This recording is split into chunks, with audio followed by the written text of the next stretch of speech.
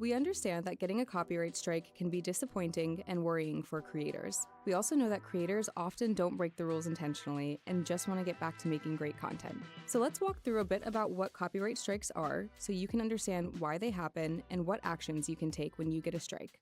First, how does copyright work and what is a copyright strike? Copyright gives the creator of an original work certain exclusive legal rights to determine how it's used. That typically means you can't use someone else's videos, music, or other copyrighted work in your videos without their permission. And giving credit to the owner or using phrases and disclaimers like "all rights go to the author," "no infringement intended," or "I do not own" does not mean that you can use the content. YouTube has certain legal obligations to respond to allegations of copyright infringement when we're properly notified about it. We're also required to have a policy in place that can terminate users who repeatedly infringe on other people's copyright on YouTube. So, we set up a copyright strike system. If you get a copyright strike, it means that a rights holder requested the removal of their copyright-protected content from your video. When a copyright removal request is submitted, we review it. Then, if we determine that it appears valid, we remove the video from YouTube and issue a strike to comply with copyright law. Can a copyright strike be sent by mistake?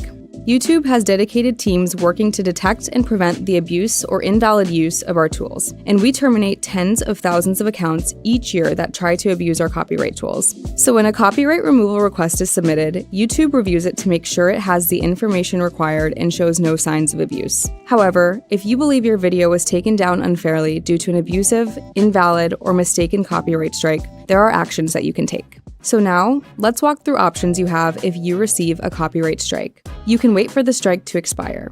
Copyright strikes expire after 90 days, as long as you have less than 3 strikes. You'll also need to go through copyright school for any strike to expire. You only need to complete copyright school once, and it aims to help creators understand copyright principles and how they're enforced on YouTube. If you believe your video was taken down by mistake or due to an abusive copyright strike, you can submit a counter notification. This is a legal request for YouTube to reinstate content that was removed due to a copyright removal request. Be sure to include valid reasons for why you believe the copyright removal was unjustified. YouTube cannot determine ownership or mediate on behalf of content owners. When it comes to submitting a counter notification, here are some things you may wish to do. Document everything. Keep records of all communication, notices, and evidence you have to support your case. And understand fair use. Familiarize yourself with fair use laws and guidelines to see if it's relevant for your case. Another action you can take is to contact the claimant directly. Try reaching out to the person or entity who filed the copyright strike. It's possible they made a mistake or are willing to retract the claim.